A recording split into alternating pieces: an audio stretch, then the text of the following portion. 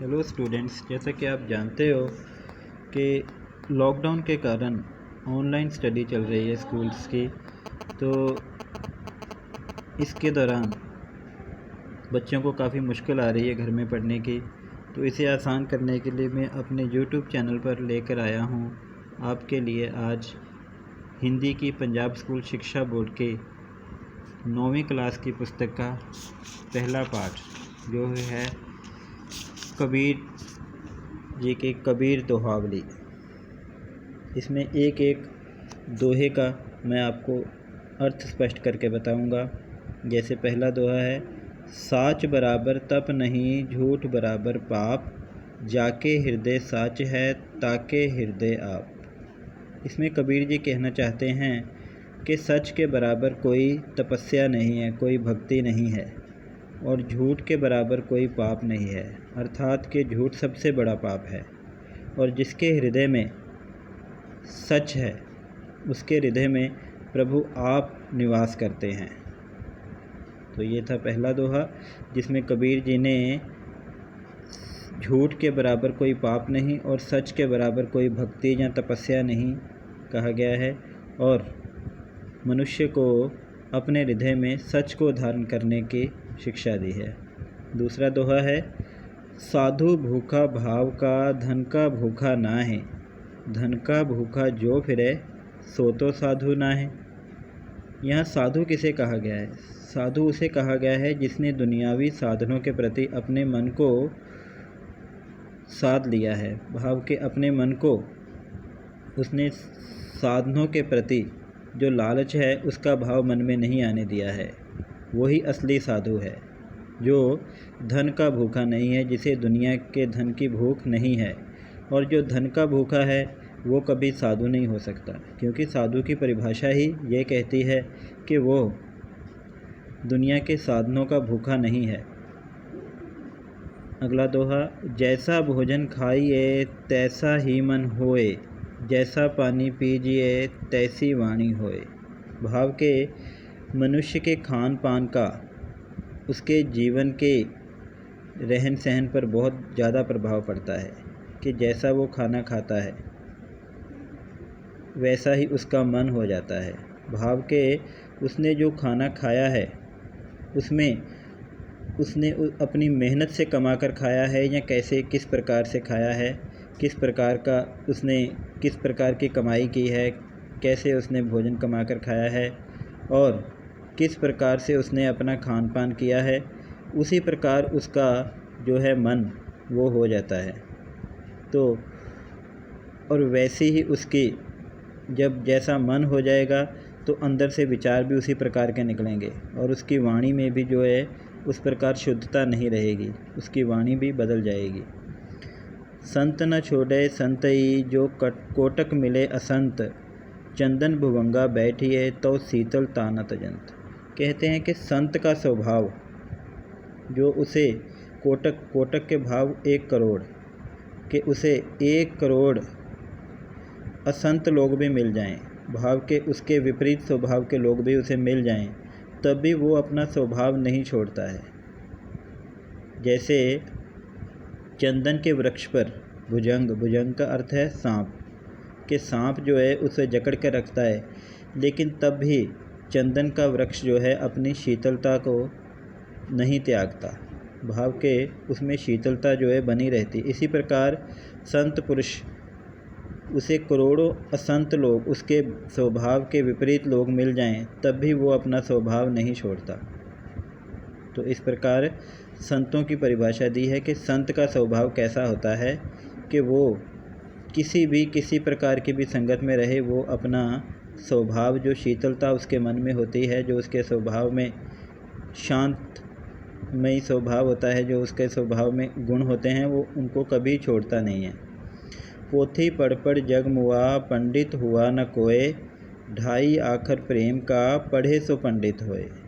वो कहते हैं कि मनुष्य ने बहुत पढ़ाई कर ली, बहुत पढ़ लिया, बहुत ज्ञान अर्जित कर लिया, लेकिन अगर उस ज्ञान को अपने जीवन में उसने ढाला नहीं है, भाव के जो उसने ज्ञान की पुस्तकें पढ़ी हैं उसको अगर उसने जीवन में अपने अपनाया नहीं है, तो उसके पढ़ने का कोई फ़ायदा नहीं है, कोई लाभ नहीं है, क्योंकि अगर उसके मन में प्रेम जागृत नहीं हो पाया तो उसकी पढ़ाई लिखाई सब व्यर्थ है। क्योंकि प्रेम के सिर्फ 2.5 अक्षर हैं। भाव के अपने मन में प्रेम को ज्वलित करने के लिए उसे किताबों का आसरा लेने की आवश्यकता नहीं है। किताबों के भाव को समझना ज़रूरी है। अगर वो भाव को समझ गया है तो ही वो असली पंडित है। पंडित का भाव कि बहुत विद्वान, बहुत पढ़ा लिखा। पंडित का अर्थ केवल मंदिर के पुजारी से नहीं हम कर सकते। पंडित का अर्थ होता है कि जो बहुत विद्वान हो, बहुत पढ़ा लिखा हो। और असली पढ़ा लिखा कौन होता है? जिसने अपने जो भी ज्ञान पढ़ा है उसे अपने जीवन में धारण किया है। अगला दोहा, बुरा जो देखन मैं चला, बुरा न मिलिया कोय, जो दिल खोजा आपना, मुझसे बुरा न कोय। भाव कि मैं बुरे व्यक्ति की तलाश में घर से निकला, लेकिन मुझे कोई भी बुरा व्यक्ति नहीं मिला। और जब मैंने अपने मन को टटोला तो सबसे ज़्यादा बुराइयां मुझे अपने मन में नज़र आई। तो बुरा जो देखन मैं चला। भाव के दुनिया में हम क्या करते हैं कि हर मनुष्य में कोई ना कोई गलती ढूंढते हैं। तो अगर उन गलतियों को देखने के बाद उनका जो है तुलना अपने मन से करें, उसकी तुलना अपने मन से करें, तो असल में ऐसा लगेगा कि जैसे इससे तो बुरा मैं हूँ, इससे तो ज़्यादा बुराई मुझ में है, कि ये तो सिर्फ इतना बुरा काम करता है, मैं तो इससे भी ज़्यादा करता हूँ। तो इस प्रकार कबीर जी कहते हैं कि किसी में गलतियाँ खोजने की बजाय ये मनुष्य तू अपनी तरफ देख। जैसे आम कहा जाता है कि अगर किसी की तरफ एक उंगली उठाओ तो बाकी 3 उंगलियां हमारी तरफ हो जाती हैं। इसी प्रकार किसी में एक दोष ढूंढने के बजाय अपने आप में दोष ढूंढने की कोशिश करो, तब भी अपने स्वभाव को तुम बदल सकते हो। भाव के अपने में सभी बुराइयों को ख़त्म कर सकते हो। आगे है, धीरे धीरे रे मना, धीरे सब कुछ होए, माली सींचे 100 गड़ा, ऋतु आए फल होए। कबीर जी कहते हैं कि हे मन, धीरे सब काम धीरज से होते हैं। किसी भी कार्य में धैर्य दिखाना बहुत ज़रूरी है।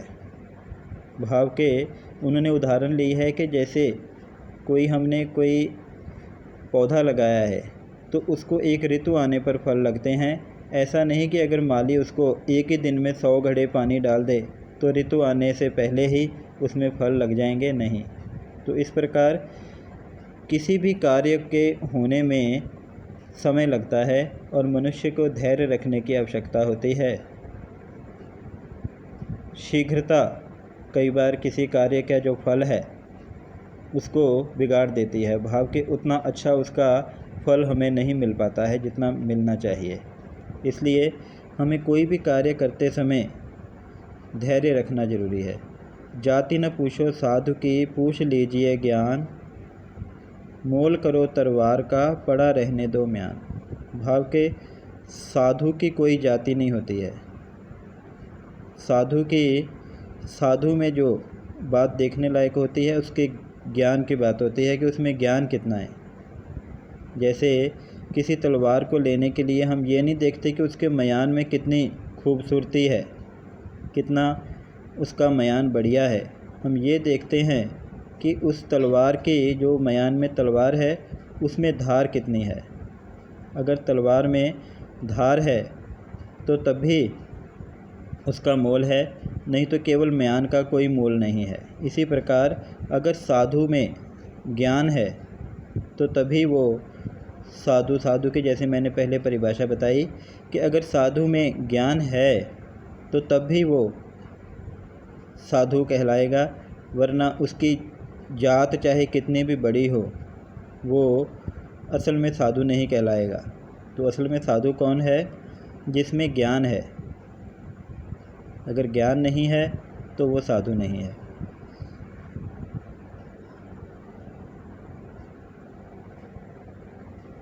कबीर तन पंछी भया, जहाँ मन तहाँ उड़ जाए, जो जैसी संगति करे, सो तैसा ही फल पाए। कबीर जी कहते हैं कि तन यानी कि हमारा शरीर ये एक पंछी के समान है और इसे उड़ाता कौन है? इसे उड़ाता है उसका मन। जहाँ मन तहाँ उड़ जाए। कई बार हम क्या करते हैं कि कई बार हम बैठे कहीं और होते हैं लेकिन हमारा मन कहीं और होता है, तो हम शारीरिक रूप से भी वहाँ पहुँच जाते हैं और कई बार कोई हमें हिलाए जाता है तो हमें आवाज़ देता है तो हमारा उसकी तरफ ध्यान नहीं जाता है क्योंकि हमारा मन कहीं और लगा हुआ है। तो इसी प्रकार कहते हैं कि जो जैसी संगति करे सो तैसा ही फल होए। इसी प्रकार कहता है कि तन जो है मन की संगत में बदल जाता है। इसी प्रकार जो जैसी संगति करे, जो जैसी संगति भाव के जो जैसी संगत में बैठता है उसका उसे वैसा ही फल मिलता है। भाव के उसके स्वभाव में भी वैसे ही गुण आने शुरू हो जाते हैं। अगला दोहा, अति का भला न बोलना, अति की भली न चूप, अति का भला न बरसना, अति की भली न धूप। कि किसी भी वस्तु के अति का भाव होता है बहुत ज़्यादा। किसी भी चीज़ का जो है बहुत ज़्यादा होना ठीक नहीं है। एक नियमित रूप में किसी भी चीज़ का होना लाभदायक है और अति जो है उसका परिणाम बिगाड़ देती है। कहते हैं कि अति का भला न बोलना, अति की भली न चूप। के ना हमें ज़्यादा बोलना चाहिए और ना ही ज़्यादा चुप रहना चाहिए। अति का भला न बरसना, अति की भली न धूप। कि जैसे अगर बारिश बहुत ज़्यादा आ जाए तो वो भी नुकसानदायक है और बहुत ज़्यादा धूप भी नुकसानदायक है। तो ये उदाहरण ली गई है। इसका भावार्थ ये कहना चाहा है कबीर जी ने कि किसी भी चीज़ की अति जो है वो नहीं होनी चाहिए। कोई भी चीज़ नियमित रूप में होनी चाहिए और अगर उसकी नियमितता टूट जाती है, बहुत ज़्यादा मात्रा में वो हो जाती है, तो उसके परिणाम बहुत भयंकर निकलते हैं। इसी प्रकार मनुष्य से ये कहा गया है कि तू हर काम को एक नियमित तरीके से कर। किसी भी चीज़ की अति जो है वो बुरी होती है। माला तो कर में फिरे, जीभ फिरे मुख माहे। अब कर किसे कहते हैं? कर कहते हैं हाथ को। कि माला तो तेरे हाथ में फिर रही है, जीभ फिरे मुख माहे, और जीभ तेरे मुख में फिर रही है। जैसे कोई भक्ति करने का तरीका है कि कोई माला फेरता है, माला फेरते हुए राम राम राम राम कर रहा है। मनुआ तो 14 फिरे, ये तो सिमरन नाहे। कहते हैं कि हाथ से माला फेर रहा है, ज़बान से राम राम कर रहा है, लेकिन तेरा मन जो है वो तो चारों दिशाओं में घूम रहा है। तो ये तो सिमरन नहीं हुआ।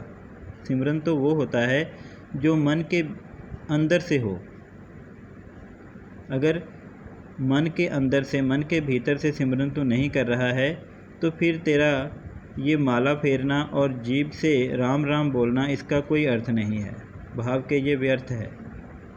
तो असली भाव मन में पैदा करके सिमरन करना ही असली सिमरन कहलाता है। नहीं तो कहता है कि ये तुम कर्म कांड है, ये सिर्फ कर्म कांड है एक।